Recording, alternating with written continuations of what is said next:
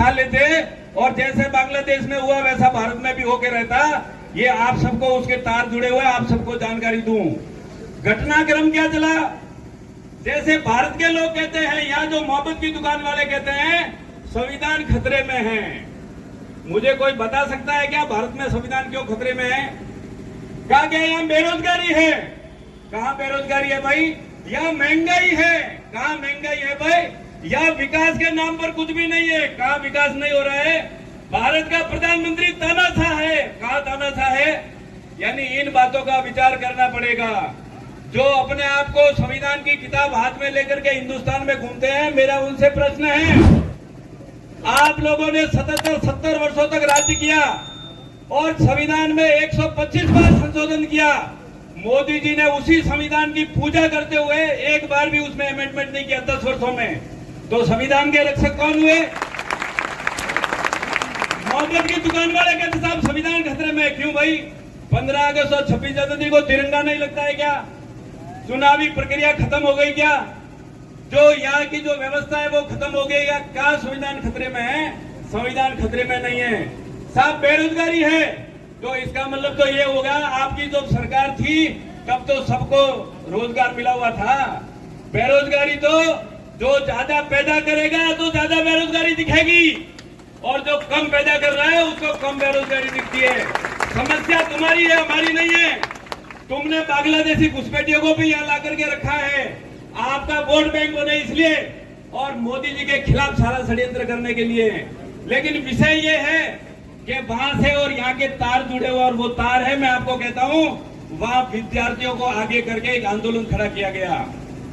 विद्यार्थियों को कहा गया आपको बेरोजगारी है, आपको नौकरी नहीं मिलती है। तो कारण क्या है? कारण था कि 1971 में जब बांग्लादेश स्वतंत्र हुआ, उस समय स्वतंत्रता आंदोलन में जितने भी क्रांतिकारी और युवा और जो भी उनके परिवार थे, उनको वहां आरक्षण की व्यवस्था है। तो सरकार ने कहा आपको लगता है कि उत्तर का जो समय का जो आरक्षण है उसको खत्म कर देना चाहिए।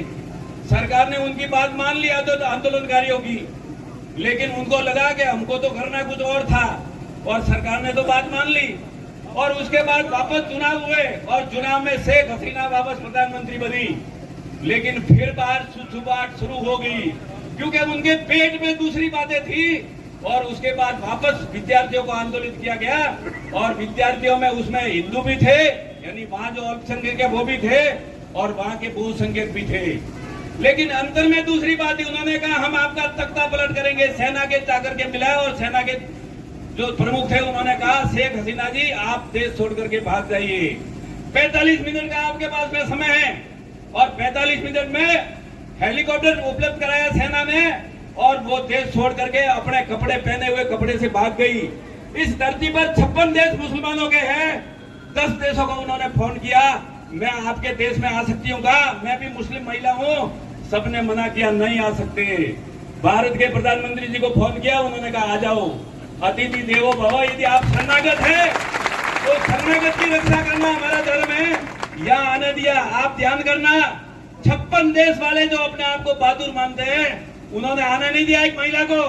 और वो जो आतताई और आतंकवादी थे विद्यार्थी के रूप में, वो प्रधानमंत्री कार्यालय में घुसे। ये माताएं बहनें यहाँ बैठी हुई है, मैं क्या बात बताऊं, वहां के विद्यार्थी, कहने में भी शर्म आती है विद्यार्थियों को कहने में, उनके अधोवस्त्र जो थे, अंदर पहनने के महिलाओं के जो वस्त्र थे, उनको टीवी के सामने ऊपर किया गया और नंगा नाच किया गया। ये कृत्य होता है क्या विद्यार्थियों का? चलो तख्ता पलट हो गया। 1991 का जो 71 का जो आरक्षण था वो खत्म हो गया। शेख हसीना जी जो प्रधानमंत्री पद छोड़ करके भाग करके भारत में आ गई, उसके बाद तो शांति होनी चाहिए ना।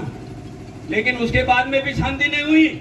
इस्कॉन मंदिर पर हमले हुए, बाकी कृष्ण मंदिर पर हमले हुए, एक पुजारी को मारा गया और वहां टांग करके नंगा किया गया और उसके बाद में भी 100 लोगों ने उसको जूते मारे।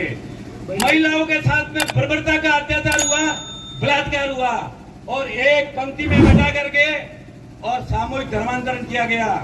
मैं आपसे पूछता हूं, आपकी 2 मांग थी, बेरोजगारी और तख्ता पलट। उसके बाद में हिंदुओं पर अत्याचार कैसे हो गए? इसका मतलब ये था कि उनको करना कुछ और था और कहने के लिए उनकी कुछ और बातें थी। और वैसी की वैसी बातें यहाँ भारत में भी चल रही है। वही बातें यहाँ बेरोजगारी है, युवाओं को भड़काया जाता है, अग्निवीर के बारे में भ्रम फैलाया जाता है। क्यों भाई अग्निवीर क्या योजना खराब है? संविधान की बात की जाती है, बेरोजगारी की बात की जाती है, तानाशाही की बात की जाती है। कहने का मेरा भाव ये है कि बांग्लादेश के तार भारत में भी जुड़े हुए हैं। मोहब्बत की दुकान चलाने वाले यहाँ से भारत की धरती से उड़ करके विदेश में जाते हैं और वहां ऐसे लोगों से मीटिंग करते हैं।